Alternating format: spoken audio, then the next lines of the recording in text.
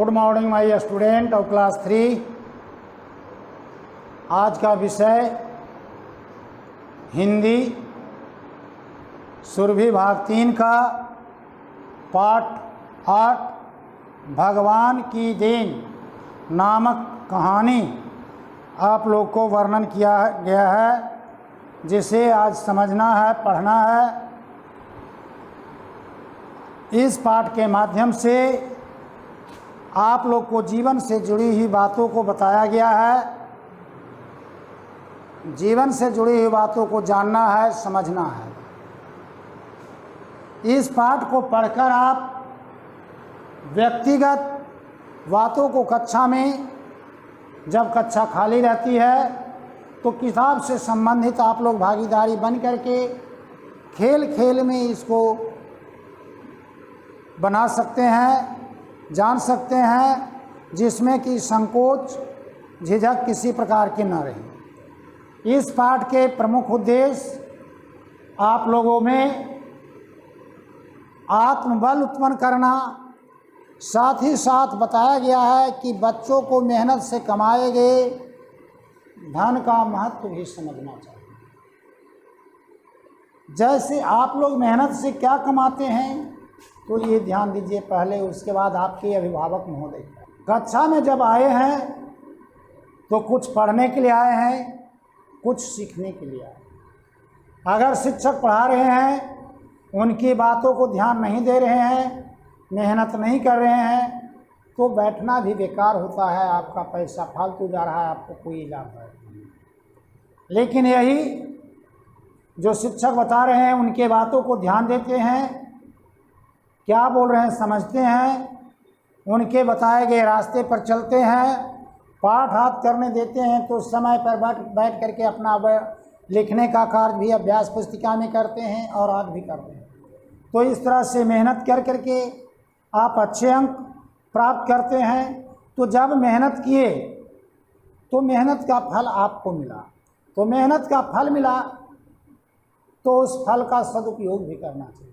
सदुपयोग क्या है कि जब कक्षा में हैं, पढ़ रहे हैं, तो घर में जा गए, अगर एक सप्ताह की छुट्टी मिल गई तो पढ़ाई लिखाई छोड़ दिए, जिससे भूला जाते हैं। तो छोड़ देने के बाद वो कमाया हुआ जो धन, जो परिश्रम किया हुआ शिक्षा रूपी धन जो प्राप्त हुआ, वह भुला जाते हैं, जो बिल्कुल बेकार हो जाते हैं।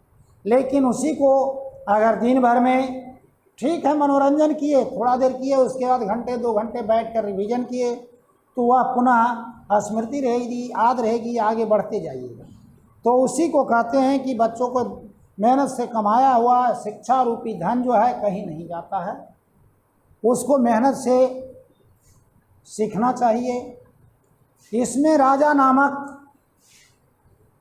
एक लड़का है जो कह रहा है कि मुझको असली नाम राजा नहीं है, लेकिन मुझे लोग प्यार से कहते हैं, मैं नाना नानी के साथ रहता हूँ और नाना नानी मुझे बहुत ही लाड़ प्यार से पाले पोसे।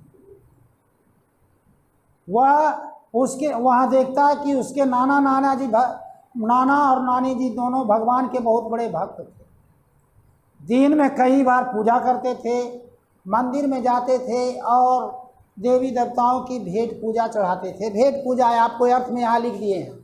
रौब दबदबाया धाक, खास विशेष वरदान, देवता से प्राप्त होने वाला फल, टालना, टरकाना या बहाना करना।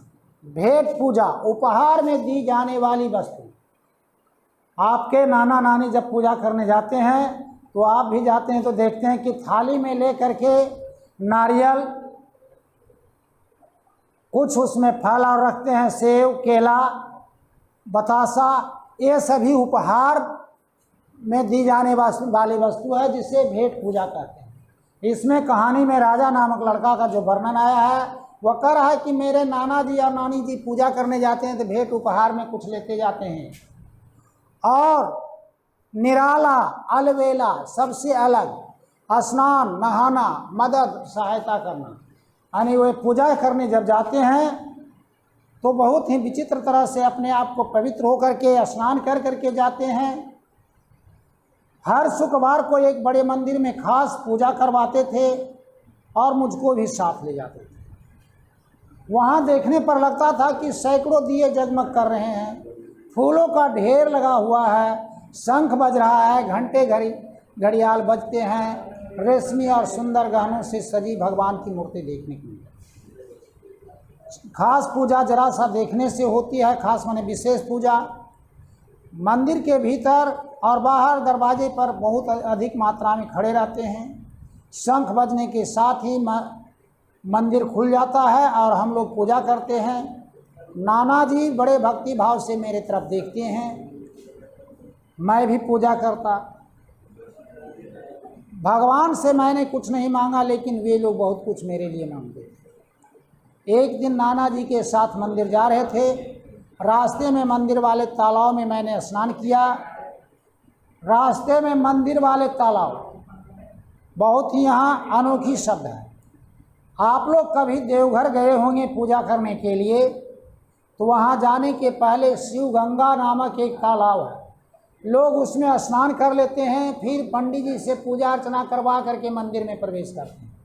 तो उसी तरह से इसमें करा कि रास्ते में एक तालाब है, स्नान मैंने किया, बालू में कई चमकदार चीज़ें पड़ी दिखाई दी, मैंने उठाया, वह चांदी का रुपया था।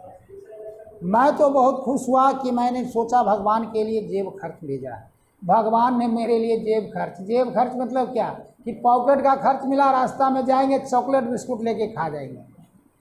लेकिन मैंने नाना जी को रुपये मिलने की बात बताई तो उन्होंने पूछा वह 1 रुपया मुझे कहाँ मिला था। मैंने बताया भगवान के लिए बालू में डाल दिया था। नाना जी ने उस समय मुझसे कुछ नहीं कहा। जब मंदिर में पूजा कर चुके तो नाना जी ने मुझसे रुपया मांगा। मैं देना तो नहीं चाहता था, पर नाना जी के बात कैसे टालता। उन्होंने मुझसे रुपया लेकर पुजारी को दे दिया। मुझको नाना जी पर बहुत गुस्सा आया। रास्ते भर मैं उनसे नहीं बोला। घर पहुंचकर उन्होंने मुझसे पूछा, तुम उदास क्यों हो राजा, रुपये के लिए?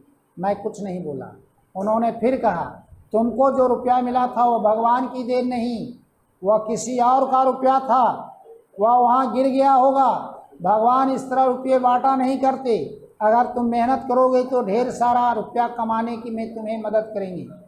कभी उस पैसे को हाथ मत लगाना जो तुम्हारा अपना कमाया हुआ ना हो, समझे? यानी आपको कहीं कोई रुपया मिल जाए 2-4 रुपया तो उससे आप रुपये वाले नहीं हो जाइएगा।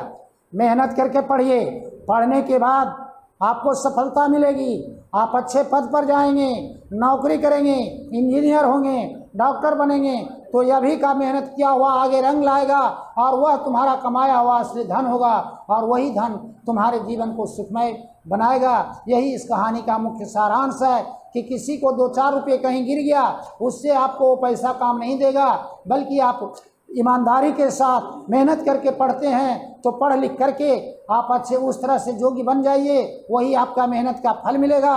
और पढ़ लिख करके आप ढेर सारे रुपये के अंबार लगे रहेंगे।